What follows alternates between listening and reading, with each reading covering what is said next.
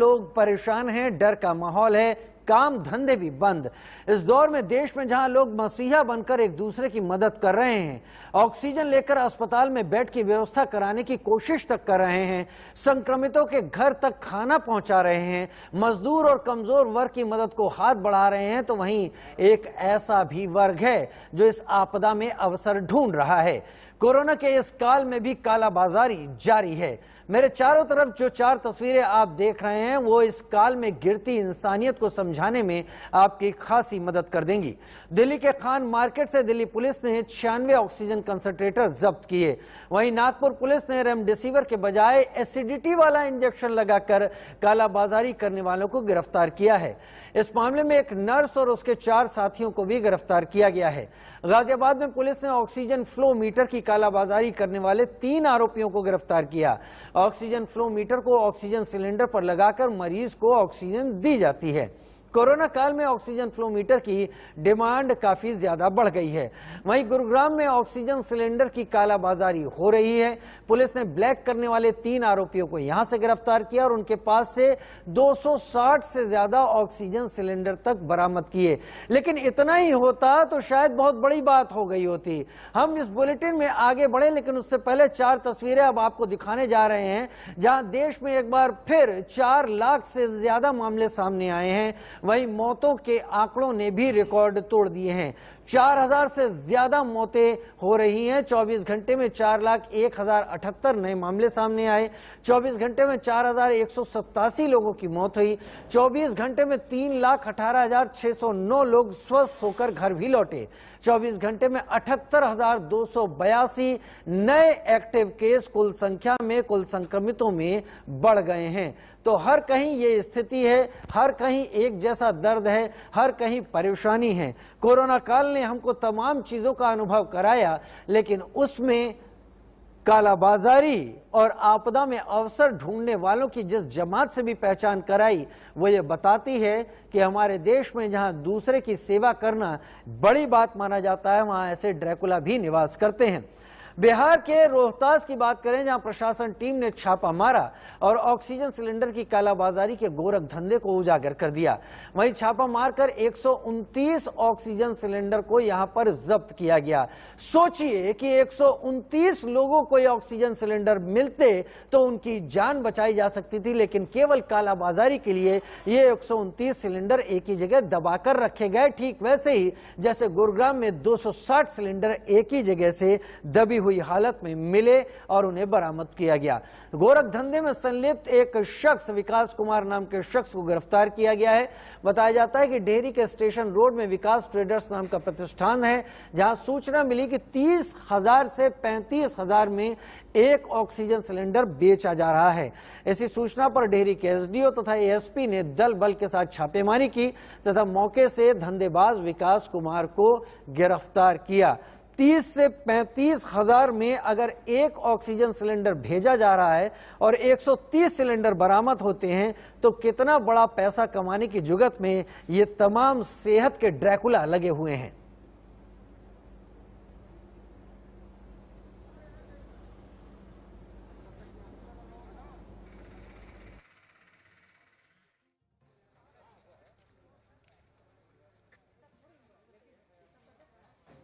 Country में और हम लोग कोविड पेशेंट के इलाज के लिए अनुमंडल अस्पताल में इलाज कर रहे हैं। नारायण मेडिकल है, सदर अस्पताल में, सब जगह चल रहा है। इसी बीच में आज हम लोग को कुछ जनप्रतिनिधियों और यहाँ के सामाजिक सेवियों के द्वारा पता चला, विकास ट्रेडर्स के द्वारा 30,000 से अधिक में एक सिलेंडर बिक्री किया जा रहा है और 4,000 से 4,500 में उनका रेगुलेटर और ऑक्सीफ्लोमीटर लगा के टोटल 35,000 रुपये लिया जा रहा है, जो इस आपदा को अवसर में बदल रहे हैं। इसी के मद्देनजर टीम बनाकर टाउन एसएचओ, कार्यपालक दंडाधिकारी, बीडीओ, सीओ के नेतृत्व में यहाँ छापेमारी कराएगी, जिसमें खाली और भरे टोटल 82 सिलेंडर जब्त किए गए हैं। साथ ही इनके द्वारा विकास कुमार के द्वारा बताया गया कि 40 सिलेंडर ये वेस्ट बंगाल रिफिलिंग के लिए भेजे हैं।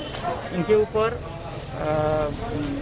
जो ड्रग कंट्रोल के अंतर्गत एफआईआर और आपदा अधिनियम के अंतर्गत एफआईआर लॉन्च कराया जा रहा है। साथ ही इस सिलेंडर को जब्त करके हम लोग उपाधीक्षक अनुमंडल अस्पताल को सौंप रहे हैं, ताकि इसका सदुपयोग भी हो सके। बिल्कुल, इनके जो ओनर हैं विकास कुमार, वो मौके पे गिरफ्तार किए गए हैं, उन पर FIR करके उनको जेल भेजा।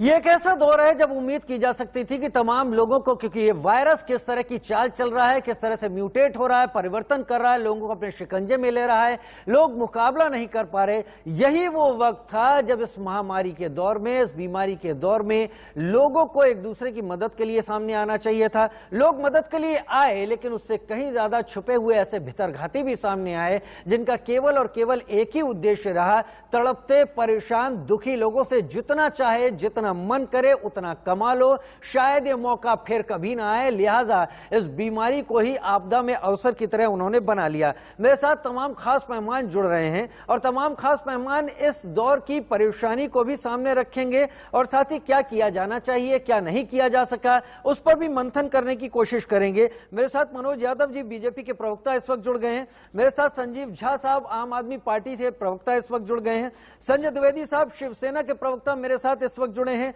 सुजाता जी मेरे साथ जुड़ी हैं, YSRCP की प्रवक्ता मेरे साथ जुड़ गई हैं, और सुरेंद्र राजपूत साहब भी मेरे साथ जुड़ेंगे जो कि कांग्रेस के प्रवक्ता हैं मेरे साथ। सबसे पहले शुरुआत बीजेपी प्रवक्ता मनोज यादव साहब आपसे ही कर लेता हूं।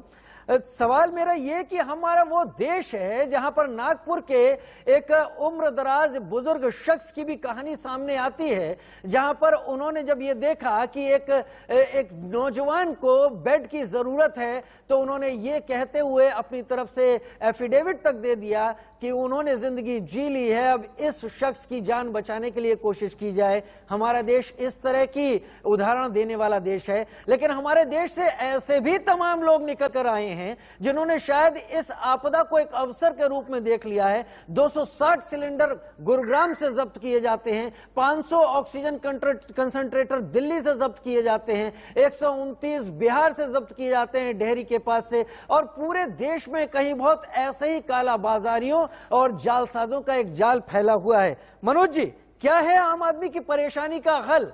क्या आम आदमी केवल इंतजार में रहेगा और व्यवस्थाओं की जगह ये चोरी लुटेरी जालसाजी करने वाले पूरी तरह से सक्रिय रहेंगे?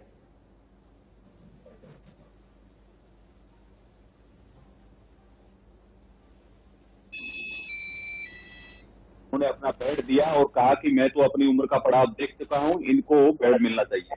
ये मानवता दिखाता है, ये व्यक्ति की मानवता दिखनी चाहिए। और इस महामारी के काल में जब मानवता त्राही त्राही कर रही है, जब सब कुछ त्राही त्राही कर रहा है, जब सब कुछ छिन्न भिन्न हो चुका है, उस समय कुछ अवसरवादी लोग, कुछ असामाजिक लोग हैं, कुछ राजनीतिक दल भी है, कुछ बुद्धिजीवी भी है, कुछ ऐसे लोग हैं जो सोशल मीडिया पे प्रोपेगेंडा भी फैला रहे हैं, और कुछ ऐसे जालसाज हैं जो चाहते नहीं है कि मानवता बची रहे और मानवता को तार करने का प्रयास कर रहे हैं। आप देख सकते हैं दिल्ली के अंदर ही इमरान हुसैन मुख्यमंत्री जी केजरीवाल जी बार बार कहते हैं कि ऑक्सीजन की कमी हो रही है, ऑक्सीजन की कमी हो रही है, लेकिन उन्हीं के मंत्री के पास में एक दस्ता मिलता है इमरान हुसैन के पास में।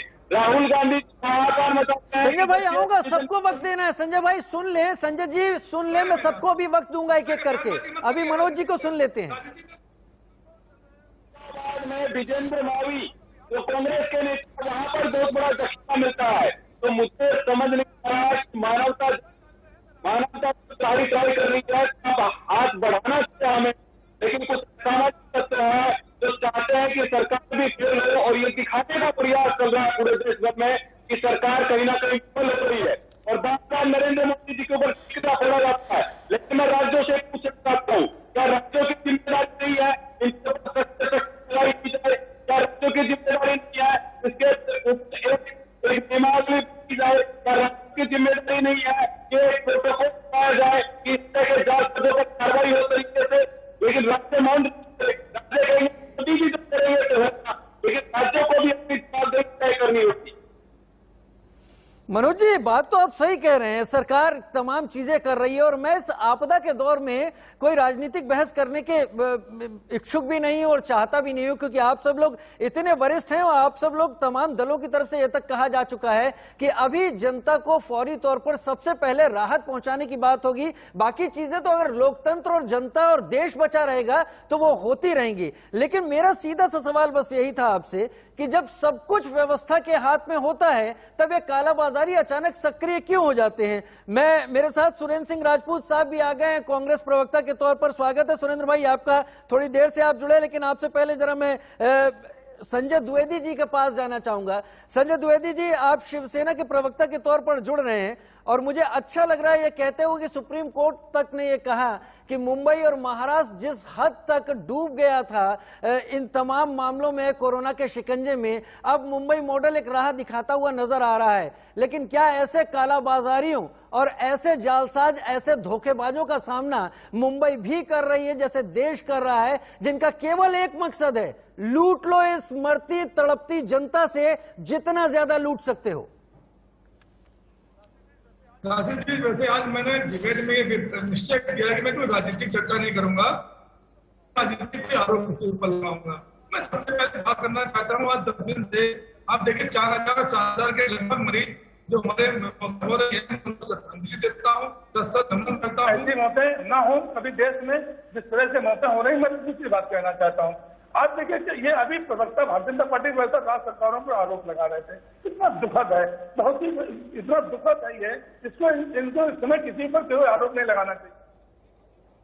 एक बात माननी पड़ेगी, अगर मौतें हो रही हैं तो उसके पीछे आपकी ऑक्सीजन है, आपकी दवाइयां हैं, आपके रेडिएशन है और आपकी वैक्सीन न कंप्लीट होने पाने के कारण ये घटनाएं घट रही हैं। तो मैं कोई आरोप नहीं लगा रहा हूँ। अगर हमारी केंद्र सरकार ने अगर सामंजस्य बना के, मैं बार बार अपनी डिबेट में बात कह रहा हूँ कि बंगाल चुनाव हुए 20 तारीख के बाद जिस तरह से भारतीय जनता पार्टी के नेताओं ने या भारतीय जनता पार्टी ने देश में तो ध्यान देना शुरू किया, अगर वो ध्यान 1 महीना पहले देना शुरू कर दिया होता तो शायद ऑक्सीजन की कमी भी नहीं रहती और दवाइयों में भी कमी नहीं रहती।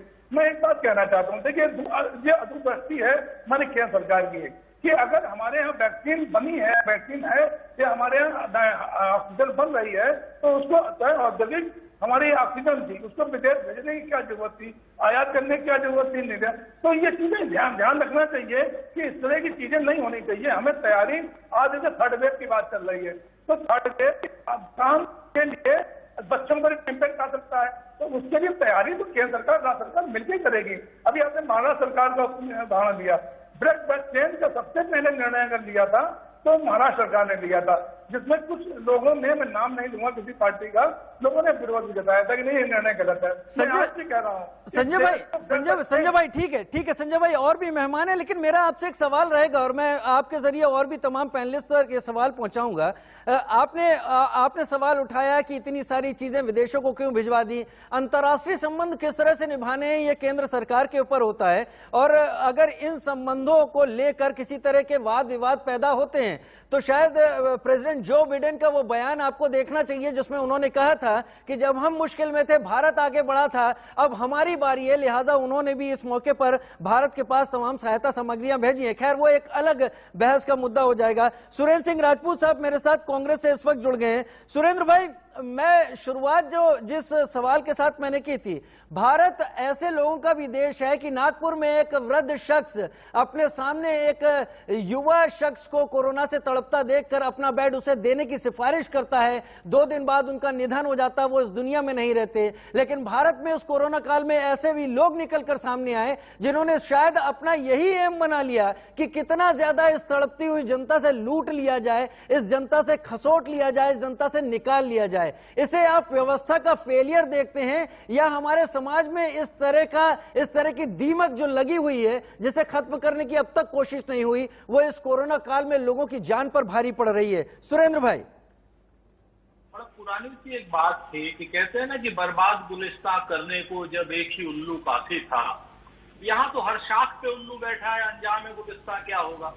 आप 3 भागों में देखिए इस बात को तो सारी चीजें क्रिस्टल क्लियर हो जाएंगी। पहला भाग जो था पहली लहर के बाद जिस तरीके से हमारे पास, मेरी आवाज मुझे गूंजने लगे, इसको ठीक कर दीजिए। थोड़ा सा देखिए, रिवर्ब्स ना जाएं, जरा देख लीजिए। हाँ, मैं आपको बताऊं, जब पहली लहर आई थी उसके बाद आपने 150 देशों में अपने आप को विश्व गुरु बता दिया था और आपने कहा था हमने ये तैयारी कर ली, वो तैयारी कर ली। वो जो बड़बोलापन था और तैयारी आपने नहीं की थी, 50,000 वेंटिलेटर का ऑर्डर दिया था और एक भी वेंटिलेटर अभी तक काम नहीं कर रहा है। तो इन सारी चीजों को आपको देखना पड़ेगा कि वेंटिलेटर भाई पीएम केयर फंड से क्यों नहीं काम कर रहे। दूसरी बात, जब लगातार प्रधानमंत्री के जो स्वास्थ्य सलाहकार थे डॉक्टर विजयन, उन्होंने लगातार कहा था कि मार्च में सेकंड वेव आ रही है, उनकी चेतावनी को नजरअंदाज क्यों केंद्र सरकार ने किया। तीसरी बात जो है कि जिस वक्त उनकी चेतावनी बार बार जा रही थी और वो केंद्र सरकार के सलाहकार थे, किसी और के नहीं, कोई इंडिपेंडेंट नहीं। उसके बाद आप आ जाइए कि आप ऑक्सीजन वो कर रहे थे, हम रेमडेसिविर हम वैक्सीन की बात नहीं करते, लेकिन आप इस चीज को देखिए, जिस तरीके की कालाबाजारी हो रही है। कालाबाजारी होती ही तब है जब मार्केट में शॉर्टेज होती है। और मुझे दुख के साथ कहना पड़ रहा है, क्योंकि अभी यहाँ पर भारतीय जनता पार्टी के आदरणीय प्रवक्ता हैं, इनको सिर्फ राहुल गांधी दिखाई देते हैं और विदेश की बड़ी, मतलब इसको कहा जाए ओछे स्तर की राजनीति करते हैं। हम आपसे पूछ रहे हैं, एक हफ्ते पहले जो है वो सहायता आ गई थी अमेरिका से, इंग्लैंड से, फ्रांस से। वो कल तक जो है वो दिल्ली के एयरपोर्ट पर 300 टन सामग्री पड़ी रही, वो धूल क्यों फाक रही? एक हफ्ते तक राज्य सरकारों को नहीं मिली। अब उसके अलावा आप एक नहीं, मैं आपको 1000 चीजें बताता हूं। ऑक्सीजन देना केंद्र सरकार की जिम्मेवारी। हम ये नहीं कहते कि क्या नाम उसको वो करना, लेकिन केंद्र सरकार अपनी जिम्मेवारी, रेमडेसिविर देना केंद्र सरकार की जिम्मेवारी, वो वैक्सीन देना। अब वैक्सीन को कह रहे थे साहब हमने 3000 करोड़ रुपए दे दिए, उन्होंने मांगे थे सीरम इंस्टीट्यूट ने नवंबर में, आपने किया 28 अप्रैल को। उसके बाद आप कह रहे हैं कि हमने 11 करोड़ वैक्सीन का ऑर्डर दे दिया। झूठ पे झूठ, 28 अप्रैल को आपने 11 करोड़ वैक्सीन का ऑर्डर दिया, एक दिन में आ जाएंगी क्या? 40 लाख टीके लग रहे थे, आज की डेट में 18 लाख टीके रोज लग रहे हैं। अगर मैं गलत कह रहा हूं तो मुझे बता दीजिए आप। नहीं, एकदम जिस तरीके, तो इसमें कालाबाजारी होना स्वाभाविक है, क्योंकि आपने कृत्रिम अभाव पैदा कर दिया। मैं तो आरोप लगाता हूं केंद्र सरकार के ऊपर। मनोज भाई एक मिनट, मनोज भाई नहीं, मनोज भाई रुकिए, मनोज भाई रुकिए, मनोज भाई नहीं, मनोज भाई बहस ऐसे नहीं, मनोज भाई हाथ जोड़ के निवेदन है, ऐसे नहीं मनोज भाई, मौका मिलेगा आपको, मौका मिलेगा मनोज भाई। नहीं, इस तरीके से नहीं मनोज भाई, करते नहीं। मैं मनोज भाई आता हूं आपके पास, आता हूं, मेरे पास संजीव झा साहब जुड़े हुए। नहीं मनोज भाई आप अपने हिसाब से, बहुत लॉजिकल सवाल है मनोज भाई, बहुत लॉजिकल सवाल है सुरेंद्र सिंह राजपूत के, और चुभ रहे हैं इसलिए आप बीच में दखल देकर जवाब देना चाहते हैं। सुरेंद्र सिंह राजपूत कतई गलत नहीं कह रहे हैं, कालाबाजारी होती ही तब है जब कृत्रिम अभाव पैदा हो जाता है। मैं आता हूं आपके पास, मैं आता हूं। संजीव झा ये बताइए, ऑक्सीजन को लेकर दिल्ली ने एक जगह से दूसरी जगह तक एक दौड़ के कोर्ट तक जाके दिल्ली सरकार हर जगह पहुंचती रही। आज स्थिति यह है कि मुख्यमंत्री केजरीवाल कह रहे हैं कि हमारे पास पर्याप्त मात्रा में ऑक्सीजन आनी शुरू हो गई है, अब हम किसी को भी ऑक्सीजन की कमी से मरने नहीं देंगे। लेकिन उसके बावजूद दिल्ली में ही वो ड्रैकुला बैठे हुए निकलते हैं, जिनके पास से 500 ऑक्सीजन कंसंट्रेटर निकलते हैं, जिनके पास छुपी हुई एम्बुलेंस निकलती है, जिनके पास पल्स ऑक्सीमीटर निकलते हैं, जिनके पास वॉल्व निकलते हैं। ये कालाबाजारी किस हद तक दिल्ली के अंदर दीमक की तरह घुस गई है, इसकी वजह क्या है और दिल्ली के हालात क्या हैं? और देखिए, आपने बिल्कुल ठीक कहा कि ऑक्सीजन की भारी कमी थी। मैं धन्यवाद करता हूं माननीय अदालत का और केंद्र सरकार का भी कि अदालत के कहने पे इन्होंने ऑक्सीजन की उपलब्धता बढ़ाई। हालांकि पिछले 2 दिन से फिर जो उपलब्धता होनी चाहिए थी वो नहीं आई, जिसकी बात हमने अलग अलग प्लेटफॉर्म पर रखा है। कल की ही बात करें तो कल केवल 472 मीट्रिक टन आई, जबकि हमें 700 मीट्रिक टन तो माननीय सुप्रीम कोर्ट ने कहा है, और मुझे लगता है 972 मीट्रिक टन की हमारी वैसे जरूरत है। लेकिन जो आपका दूसरा सवाल है वो बहुत महत्वपूर्ण है कि ये कालाबाजारी क्यों हो रही है, या ऑक्सीजन कंसंट्रेटर की या मेडिसिन की या बाकी सब चीजों की। देखिए, एक चीज समझना पड़ेगा कि ये ऑक्सीजन कंसंट्रेटर बाहर से आते हैं, तो मुझे ये लगता है कि ये कस्टम क्लियरेंस में हमें यह ध्यान रखना चाहिए कि ये कहाँ कहाँ जा रहा है। अगर हम वहीं से इसकी, चूंकि आज ये नेशनल असेट्स हैं जिसको कि जरूरत है हॉस्पिटल्स में, जरूरत है अलग अलग नर्सिंग होम में इसके इलाज के लिए, ये प्राइवेटली कैसे एक्वायर किया जा रहा है, अगर उस पर हम अगर अपनी निगरानी रखें तो शायद ये इस तरह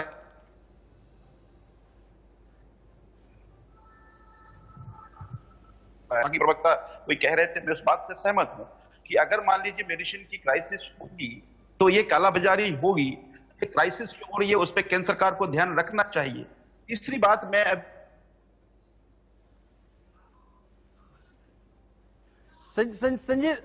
संजीव भाई, आपका माइक बार बार म्यूट हो जा रहा है, मैं आपके पास आऊंगा लौट के। मेरे साथ सुजाता जी जुड़ी हुई हैं, वाईएसआरसीपी की प्रवक्ता है। मैं आता हूं संजीव भाई, आपका माइक बार बार म्यूट हो जा रहा है, उसको आप देख लीजिएगा जरा सा। सुजाता जी, क्या स्थिति है आपके राज्य में, क्या तैयारी आपकी सरकार की है, और क्या आपकी सरकार को भी इस तरह के ब्लैक मार्केटियर से जूझना पड़ रहा है? जो ऑक्सीजन सिलेंडर किसी मरीज के पास होना चाहिए था, वो अगर किसी गोदाम में छुपा कर रखा गया है, 800-850 रुपए की कीमत का ऑक्सीजन सिलेंडर अगर 30,000 में बेचा जा रहा है, तो क्या इस तरह के अनुभव से आप भी लड़ रहे हैं, और उसके लिए क्या उपाय आप लोगों के पास है? नहीं, इस कोरोना के लॉकडाउन में तो हमारे देश में बहुत ही कष्ट समय निकला है कि इस समय में हम राजनीति नहीं करना चाहिए, धर्म से परिपालन करना चाहिए। ऐसे राष्ट्रीय केंद्रों कौन सा भी लीडर, कौन सा भी पार्टी धर्म से परिपालन करना चाहिए। हमारे आंध्र प्रदेश में तो ऑक्सीजन हम सिंगापुर से लेके आ रहे हैं, हम अदर कंट्रीज से लेके आ रहे हैं, सैनिक टीम्स देयर। मगर दिल्ली में तो ये जो विजिलेंस का डिपार्टमेंट है, विजिलेंस का डिपार्टमेंट हर राष्ट्र में होता है। ये जो आप लोग काले बाजार के बोलते हैं ना, ये क्यों कंट्रोल क्यों नहीं कर रहे हैं लोग? ये सब vigilance department under the government, ये जो काम कर रहे हैं विजिलेंस डिपार्टमेंट, ये जो ऑक्सीजन का स्केर्सिटी क्यों हो रही है, ये जो वैक्सीनेशन का कम क्यों हो रही है, ये सब हमको सोचना चाहिए। ये जो कोरोना के ग्राफ बहुत हाई है, जो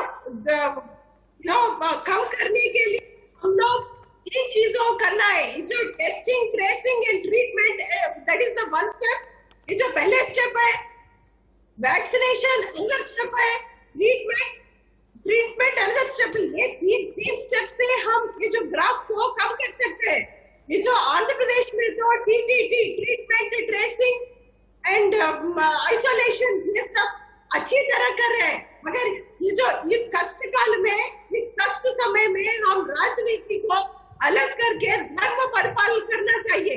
ये जो विजिलेंस को कंट्रोल करना चाहिए central government, definitely central government vigilance department को एक्टिवेट करना चाहिए। ठीक है सुजाता जी, मेरे साथ आज जो मेहमानों का पैनल है उसमें सभी पार्टियों के प्रवक्ता हैं। मैं फिर भी आप लोगों के सामने एक आम नागरिक के तौर पर, भूल जाइए कि मैं इस शो का मॉडरेटर हूं, मैं अपनी भी तकलीफ आपके सामने रखता हूं। मैंने भी वैक्सीन के लिए लाइन लगाने की कोशिश की और मुझे भी 2 से 3 बार लौटना पड़ा है। मैंने भी अपना RT-PCR टेस्ट कराने के लिए जब ऑनलाइन जाकर बुकिंग कराने की कोशिश की तो आप लोग यकीन नहीं कर पाएंगे कि मुझे 7 दिन बाद घर पर सैंपल लेने की डेट मिली और उसके 3 दिन बाद मुझे रिपोर्ट मिलने की डेट। अगर 10 दिन कोई एक आम आदमी किसी दूर दराज के शहर में इसी इंतजार में लगा देगा कि उसको ये रिपोर्ट कंफर्म कि वो पॉजिटिव है, नेगेटिव है, तो इस तरह के कालाबाजारी सक्रिय तो होंगे ही। मनोज यादव जी, क्या गलत कह दिया सुरेंद्र सिंह राजपूत साहब ने? आप लोगों ने चेतावनियों को नजरअंदाज किया, कृत्रिम अभाव पैदा कर दिया। अरे टेस्ट से लेकर एम्बुलेंस तक लोग परेशान हैं। मनोज जी, आंकड़ों में मत जाइए, जमीन पर यही हाल है। देखिए, ऐसा है कि अब मुझे बारी बारी से आप मुझे जवाब देने दीजिएगा। मैं शिवसेना और कांग्रेस का एक बार जवाब दूंगा, उसके बाद आम आदमी पार्टी का जवाब दूंगा, क्योंकि तीनों पक्ष बैठे हुए। देखिए, ऐसा है कि ये वो लोग हैं जो लोग बोलते थे कि लॉकडाउन नहीं लगना चाहिए, अर्थव्यवस्था बर्बाद हो जाएगी। आज वही राहुल गांधी हैं कि बोल रहे हैं कि लॉकडाउन होना चाहिए। कंफ्यूज है टोटल। और वैक्सीन का जहां तक जवाब है, मैं जवाब दे देता हूं। सुनते रहिए सुरेंद्र सिंह राजपूत जी, सुनते रहिए। वैज्ञानिकों का अपमान करने वाले आप और आपकी राहुल गांधी गैंग है जो इन्होंने वैक्सीन बनाया तो बोला अभी ट्रायल ठीक नहीं हुआ। ड्रग कंट्रोल ऑफ इंडिया बोल रहा था कि ये इसका ट्रायल ठीक हो चुका है, लेकिन ये बार बार चिल्लाते रहे।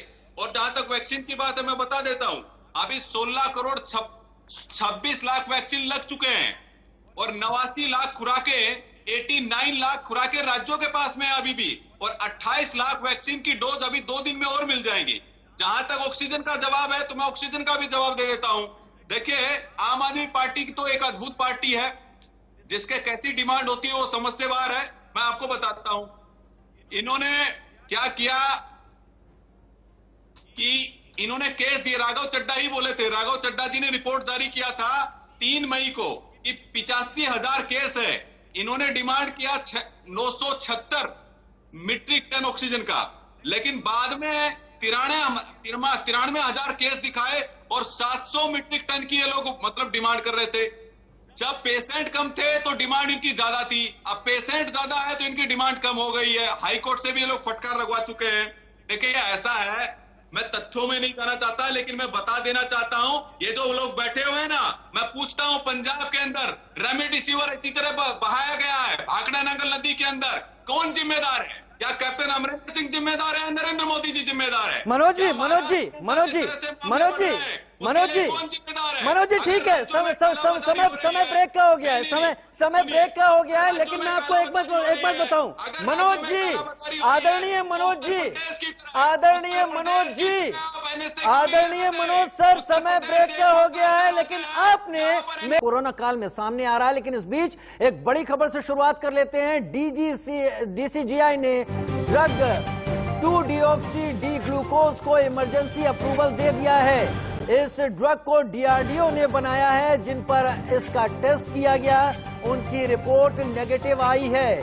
शुरुआती ट्रायल में मरीज के ऑक्सीजन लेवल में सुधार हुआ है। भारत की एक और कोशिश, भारत के वैज्ञानिकों और रिसर्च करने वालों की एक और बड़ी कोशिश, करीब 110 मरीजों का DCGI ने इस 2-डिऑक्सी डी ग्लूकोज को टेस्ट की रिपोर्ट आने के बाद अप्रूवल दे दिया है। और अब माना जा रहा है कि इसके इमरजेंसी इस्तेमाल से वो लोग जो गंभीर स्थिति में हैं, उनको बेहतर सांसें और जिंदगी दी जा सकेगी। और स्वास्थ्य मंत्रालय के ताजा बयान के मुताबिक देश में कोरोना की दूसरी लहर का कहर है। 24 राज्यों में पॉजिटिविटी रेट 15% से ज्यादा है और 12 राज्यों में 1 लाख से ज्यादा एक्टिव केस है। महाराष्ट्र, उत्तर प्रदेश, दिल्ली और छत्तीसगढ़ में अब मामलों में कमी आ रही है। कर्नाटक, केरल, बंगाल और तमिलनाडु में इजाफा होता हुआ दिखाई पड़ रहा है। केरल, बंगाल, तमिलनाडु, ये 3 वो राज्य हैं जहां पर अभी विधानसभा चुनाव भी हुए हैं। यहां मामले बढ़ते हुए दिखाई दे रहे हैं। हालांकि महाराष्ट्र, मध्य प्रदेश की बात करें, उत्तर प्रदेश की बात करें तो अब मामलों में कमी आती दिख रही है।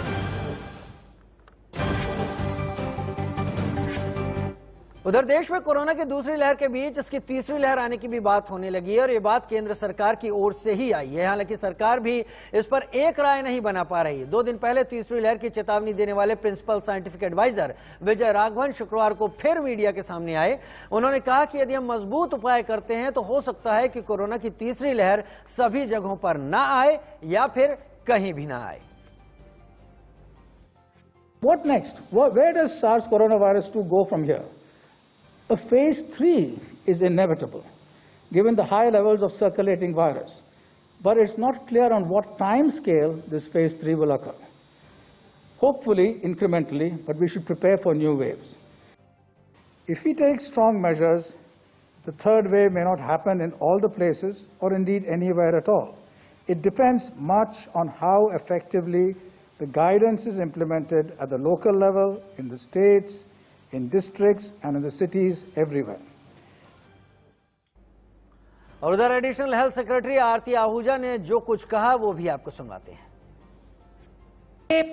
देश का एक चित्र देखें तो हम देखते हैं राज्यों में कि जिन राज्यों में एक्टिव केसेस 50,000 से कम हैं, 50,000 से 1 लाख के बीच हैं और एक्टिव केसेस 1 लाख से ज्यादा हैं, उनकी यहाँ मैपिंग की गई है। तो जहां पर 1 लाख से ज्यादा एक्टिव केसेस हैं वैसे 12 राज्य हैं।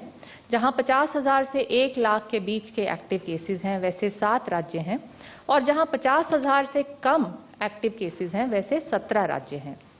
यदि हम राज्य देखें जहां पर की केस लोड ज्यादा है वो राज्य 7 वाली टेबल पे हैं और क्रमतावश वो हैं महाराष्ट्र, कर्नाटक, केरला, उत्तर प्रदेश। चलिए, हमारे साथ तमाम खास मेहमान इस वक्त जुड़े हुए हैं। बहस थोड़ा सा गर्म हुई, लेकिन मुझे खुशी इस बात की है कि हम मुद्दों से भटके नहीं। मेरे साथ YSRCP की सुजाता जी भी मेरे साथ इस वक्त जुड़ी हुई हैं। सुजाता जी, इससे पहले कि बाकी मेहमानों पर जाएं, आपसे भी मैं एक चीज जानना चाहता हूं। डिमांड और सप्लाई में जब अंतर होता है तब कालाबाजारी करने वाले, धोखेबाजी करने वाले बहुत ज्यादा एक्टिव हो जाते हैं। अगर डिमांड ज्यादा होगी तो ये लोग मौके का फायदा उठाते हैं। क्या सरकारें इसके लिए रेट को रैशनलाइज कर सकती हैं, रेट फिक्स कर सकती हैं? अगर ऐसा कर सकती हैं तो क्या आंध्रा में यह काम किया गया जिससे कि लोगों को फायदा हो और कालाबाजारी, ब्लैक मार्केटियर्स के चंगुल में लोग ना आए? जी जी जी, एपी में हमारे मुख्यमंत्री ये जो कोरोना के ट्रीटमेंट बहुत फ्री में कर रहे हैं, इलाज फ्री में कर रहे हैं।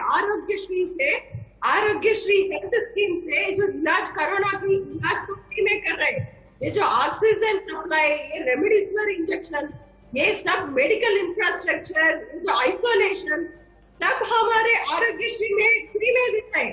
मगर ये जो intensity of the disease, intensity बहुत ज्यादा है आंध्र प्रदेश में। ये जो हार्ट इम्यूनिटी पाने के लिए हमको ये जो वैक्सीनेशन जल्दी करना चाहिए, जल्दी करना चाहिए। ये जो वैक्सीनेशन सफिशिएंट नहीं है, ये जो सेंट्रल सप्लाई कर रहे हैं वैक्सीनेशन सफिशिएंट नहीं है। ये जो हार्ट इम्यूनिटी पाने के लिए सोसाइटी में वैक्सीनेशन जल्दी करना चाहिए। ये जो आइसोलेशन के लिए ये जो आंध्र प्रदेश में जो स्टेप्स ले रहे हैं, हमारे मुख्यमंत्री फ्री में दे रहे हैं, सब लोगों को फ्री में दे रहे हैं। ये जो क्वारंटाइन कर रहे हैं, टेस्टिंग, ट्रेसिंग सब कर रहे हैं। आंध्र प्रदेश में तो बहुत ज्यादा ही केसेस, मगर हमारे मुख्यमंत्री तो लॉकडाउन कर दिया है। लॉकडाउन का ऑप्शन सेंट्रल गवर्नमेंट स्टेट्स को दिया है, मगर हमारे मुख्यमंत्री तो लॉकडाउन कर दिया है। लॉकडाउन अंतरराष्ट्रीय नॉट अलाउड दिस अंतरराष्ट्रीय ट्रांसपोर्टेशन एवरीथिंग। ये जो लॉकडाउन चल के ये सब वैक्सीनेशन करना चाहिए, वैक्सीनेशन करना चाहिए। आप लगातार वो बातें कह रही हैं, सरकार कदम उठा रही है, वो भी बातें आप कह रही हैं। मनोज भाई, आप ही से शुरुआत कर लेता हूँ। मनोज भाई, 80% of the deaths were coming only because of medical mafia.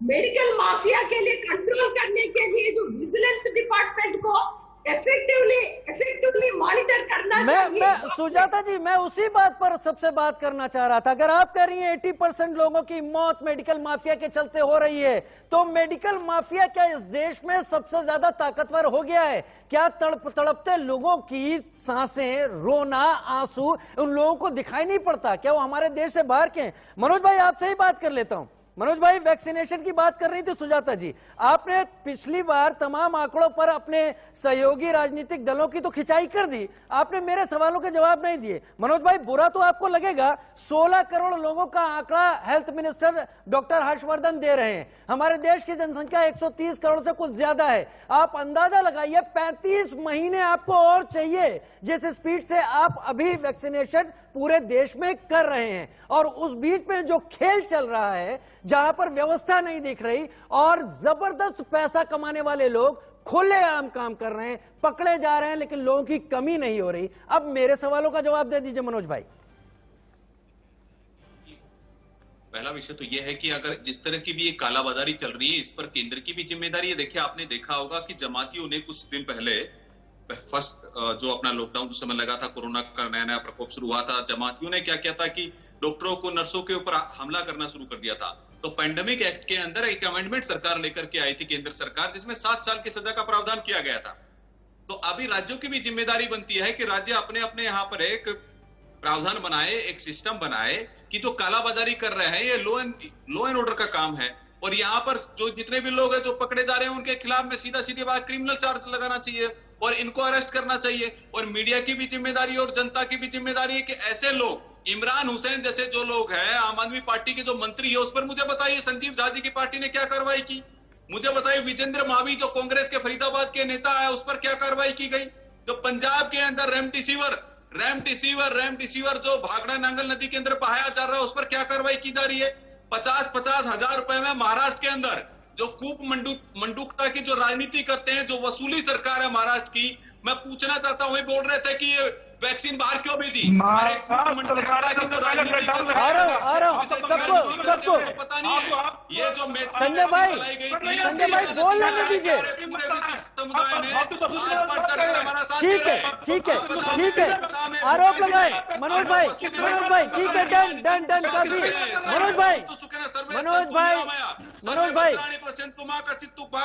Manoj भाई मंडूकता की राजनीति से मनोज भाई के जो प्रतिनिधि बैठे हुए हैं महाराष्ट्र से, वसूली सरकार के जो प्रतिनिधि बैठे हैं, उनको समझाइए। मनोज भाई एक मिनट मनोज भाई आप मुझे बताइए, प्लाट बनाए, एक मिनट। सरकार है। ठीक है बस काफी है। मैं क्षमा चाहूंगा मनोज भाई। अब इंटरवीन करना पड़ेगा। नहीं मनोज भाई, अब सुनिए मुझे, अब मैं आपको मौका नहीं दूंगा। अब आपको माफी चाहता हूँ। ठीक है कृपा कर फेडर डाउन करे, कृपा कर। मनोज भाई बहुत हो गया, आपको बहुत मौका दे दिया। मनोज भाई टेस्ट का रैशनलाइजेशन नहीं हुआ, रेट्स क्यों नहीं फिक्स किए गए? आप ऑनलाइन चले जाइए तो 700 रुपए में टेस्ट हो रहा है, आरटीपीसीआर का 1200 में भी हो रहा है। रेमडेसिविर मिल रही है तो जालसाजों के पास जा रही है। ऑक्सीजन कंसंट्रेटर, पल्स ऑक्सीमीटर, ये सारी चीजें आप केवल आरोप क्यों लगा रहे हैं? एक मिनट, मैं एक करके आता हूं। सुरेंद्र सिंह राजपूत साहब बहुत हो गया। सुरेंद्र सिंह राजपूत साहब, टेस्ट से लेकर एम्बुलेंस तक आदमी रो रहा है, लेकिन समझ में नहीं आता कि जमीन पर क्यों चीजें नहीं मिलती। लोगों की कितनी लाशें गिनी जाएंगी आगे आने वाले दिनों में। मैं आपको पहले तो प्रणाम करता हूं कि आज जो है आप सच में, आप और आपका चैनल जो एक विपक्ष की भूमिका निभानी चाहिए, सरकार की कमी पर प्रश्न करने चाहिए, वो किसी की भी सरकार हो, आप उस पर प्रश्न कर रहे हैं, आप बधाई के पात्र हैं। इन्होंने भी बार बार पंजाब की बात करी, तो मैं आपको इनकी जानकारी के लिए बता दूं, वो नकली रेमडेसिविर थे। पंजाब सरकार यार, पंजाब के क्षेत्र में आने से पहले इतना खौफ है पंजाब की कांग्रेस सरकार का कि उन्होंने उसमें बहा दिए भाखड़ा नंगल, और उनको पकड़ा जाएगा। हो सकता है कोई भाजपाई कनेक्शन ना निकल आए, इसमें थोड़ा बच के रहिए। दूसरी बात मैं आपसे बताना चाह रहा हूं कि 3 चीजें। अब मनोज जी अपने बीच में क्या है यार, ये मजाक है। अरे मजाक तो आप कर रहे हैं, आपके राहुल गांधी कर रहे हैं, चीन का चंदा मनोज जी आपको भी मौका मिलेगा। मनोज जी मिलेगा। संजय द्विवेदी जी भी इंतजार कर रहे हैं। मनोज जी सुरेंद्र जी को सुन लीजिए। मनोज जी सुन लीजिए, जितना बोलेंगे आईना आपकी तरफ हो जाएगा। मनोज जी सुरेंद्र भाई को सुनिए, संजय जी को सुनिए। एक विपक्ष ही है जो आपको जगा सकता है। सुरेंद्र भाई की आवाज, सुरेंद्र भाई का फेडर ऑन किया जाए, सुरेंद्र भाई की आवाज सुनाई जाए। सुरेंद्र भाई को मैं 3-4 चीजें बताता हूं। इनकी ये असल बात, मूल रूप से इनका मानना ये है कि चीन से तो सेना लड़ेगी, मीडिया पाकिस्तान से लड़ेगा, कोरोना जनता कोरोना से स्वयं लड़ेगी, और नरेंद्र मोदी जी और भाजपा सिर्फ चुनाव लड़ेंगे। जब सारा ये खत्म हो जाएगा ना कोरोना, फिर एक दिन हमारे साहब आएंगे और कहेंगे हमने फिर विश्व गुरु हो गए। अब आप देखिए, ऑक्सीजन की कमी केंद्र सरकार जिम्मेवार, वेंटिलेटर की कमी केंद्र सरकार जिम्मेवार, आप हमको बता दीजिए मेडिकल इक्विपमेंट की शॉर्टेज केंद्र सरकार जिम्मेवार, आप और सरकार शुतुरमुर्ग की तरीके से। ये क्या बदतमीजी कर रहे हैं? किस तरीके के अहमक आदमियों को बुला लिया आपने जो लगातार बोलते जा रहे हैं? शर्म नहीं आ रही है इनको? ये इस तरीके की बदतमीज बेहूदियां कर रहे हैं और निर्लज्जपना कर रहे हैं। ऐसा लग रहा है जैसे इनके ऊपर, अरे भाई अब आप तो नहीं कह रहे, आपकी सरकार को कह रहे हैं, और नरेंद्र मोदी को कह रहे हैं जगाइए उसको। अगर आप आदरणीय प्रधानमंत्री को नहीं जगाएंगे तो यकीन मानिए कोरोना कल आपके घर में भी दस्तक दे सकता है। मेरे घर में दे चुका है, मैं कोरोना पॉजिटिव रह चुका हूँ। सुन लीजिए आप इसकी आवाज को। ठीक है बोलने का मौका। सुरेंद्र भाई बात कंप्लीट कर। मनोज भाई सुरेंद्र भाई को सुन ले, हो सकता है वो कोई ऐसी बात बताए जो शायद किया जाना चाहिए था। अब मैं आपसे बताऊं वैक्सीनेशन की बात। अब देखिए कितना झूठ बोल रही है सरकार, अपनी जिम्मेवारी से पल्ला झाड़। सरकार कहती है हमने ग्लोबल टेंडर कर दिया है वैक्सीनेशन का, उत्तर प्रदेश की सरकार भी कह रही है, केंद्र की सरकार भी कह रही है। आज तक ग्लोबल टेंडर नहीं किया इन्होंने, अभी तक इस वक्त तक कोई ग्लोबल टेंडर नहीं हुआ है। आप समझिए 36,000 करोड़ का बजट इन्होंने रखा था केंद्रीय बजट में, अभी तक उसमें से मात्र 4,500 करोड़ खर्च किए इन्होंने। अरे सारी के सारे पैसे की वैक्सीन खरीदिए और पोलियो ड्राइव की तरीके से आप वैक्सीन लगवा दीजिए, 1 महीने में हो जाएगा। आज में मुझे दुख होता है कहने में केंद्र सरकार को कि 40 लाख वैक्सीन केंद्र सरकार लगवा रही थी रोज, आज घट के 11 लाख हो गई। 2000 आप ही कह रहे थे 2022 या 2023 तक नहीं लगा पाएंगे, तब तक नेक्स्ट आ जाएगी। फिर ये कह रहे 16 करोड़ लगा। सच बात है कि फुल वैक्सीनेशन पूरे देश की मात्र 2.49% जनता का हुआ है, मात्र 2.49% का। और ये मेरा आंकड़ा नहीं है, ये डॉक्टर हर्षवर्धन का आंकड़ा है जिनको डबल डोज की है। तीसरी बात, ये किसी भी सूरत में सितंबर से पहले किसी सूरत में 18 साल के लोगों को मास ड्राइव नहीं कर सकते क्योंकि वैक्सीन है ही नहीं इनके पास। स्पुतनिक नहीं आ पा रही, फाइजर को इन्होंने नहीं ला पा रहे हैं, ये सीरम वाले डोजों को इसलिए नहीं दे पा रहे कि इनको नवंबर में 3,000 करोड़ रुपए देना था, 28 अप्रैल को 3,000 करोड़ दिया है। इस सरकार ने हम सब लोगों को मरने के लिए छोड़ दिया है, अपने आप इंतजाम कीजिए। मानिए मेरी बात, मरने के लिए छोड़ दिया है। नहीं, ये शब्द भी अगर इस्तेमाल होते हैं ना मनोज भाई, तो हमें दुख होता है। ये शब्द भी इस्तेमाल आपके सहयोगी हैं सुरेंद्र भाई भी, वो भी प्रवक्ता है एक पार्टी के। हर घर मोदी, घर घर मोदी हमने सुना है, हर घर टीका, घर घर टीका क्यों नहीं हो रहा? संजय द्विवेदी जी बात करेंगे, हर घर टीका, घर घर टीका होना चाहिए ऐसा। संजय द्विवेदी बताएं। टीवी चैनल पर बैठ करके बड़ी ठीक है, मैं संजय द्विवेदी जी को मौका दे रहा हूँ। मनोज भाई बहुत मौका है, संजय द्विवेदी जी। संजय द्विवेदी जी, संजय द्विवेदी जी, मैं आरोपों प्रत्यारोपों में बहुत ज्यादा नहीं जाऊंगा। संजय भाई जी, मनोज भाई आ रहा हूं आपके पास, एकदम पिन पॉइंट सवाल के साथ। संजीव भाई इंतजार कर रहे हैं आम आदमी पार्टी से। संजय भाई अपना जवाब दीजिए, संजीव भाई के पास जाना है। ठीक है, दिल्ली के पास अभी भी 4,12,383 नहीं है कि इस समय लोग बहुत गुस्से में हैं, जितना आप बोलेंगे उतना नुकसान हो जाएगा। संजय द्विवेदी जी, 2-3 बातें कहना चाहता हूं। जी संजय द्विवेदी जी बोलिए। संजय द्विवेदी जी से संपर्क ही टूट गया और मैं चाहूंगा कि मेरे तमाम मेहमान बोलें। बहुत सादर सबको बुलाया है। संजीव झा भाई मेरे साथ इस वक्त जुड़े हुए हैं। संजीव झा भाई, संजय द्विवेदी जी से संपर्क ठीक कर लेते हैं, उनके पास जाएंगे। लेकिन संजीव झा भाई, एक मुहिम चलाई गई थी चुनाव के दौरान, हर हर मोदी, घर घर मोदी। मैं इसके खिलाफ नहीं हूं, यह हर पार्टी चला सकती है अपने नेता के लिए, लेकिन आज ये मुहिम बदल क्यों नहीं जाती? हर घर टीका, घर घर टीका, और घर घर पहुंच के टीका लगाया जाए, इस चेन को तोड़ा जाए। क्यों आदमी भाग कर किसी सेंटर पर जाता है, वहां पता चलता है 50 टीके आए हैं, लाइन में लगता है, उस पर टीका नहीं लगता, घर लौट के वापस आ जाता है, अपने काम से भी वहां पर नाता तोड़ता है। संजीव भाई देखिए, सबसे मेरी बात पहले तो मैं पूरी बात बनाने देते, मेरी बात कर रहे हैं और आप मुद्दे पर मेरी बात रहते हैं। आ रहे हैं आपके पास संजीव भाई।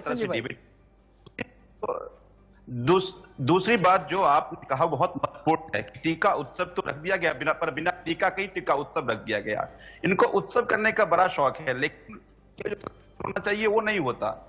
मैं नहीं चाहता था कि कोई राजनीतिक तुतु में इन्होंने आरोप लगाया। उन्होंने कहा कि हमारे एक मंत्री जो ऑक्सीजन की होर्डिंग करता है। देखिए, मैं अपने क्षेत्र का विधायक हूँ, हमारे पास जनता आती है, मैं अपने यहाँ के जितने भी जिनके पास सिलेंडर वो इकट्ठा करके फिर लोगों को बांटता हूँ।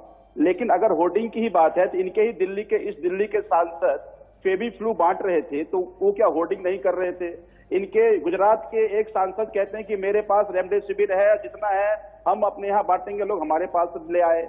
महाराष्ट्र के एक सांसद कहते हैं कि रेमडेसिविर की हमारे पास कोई कमी नहीं है।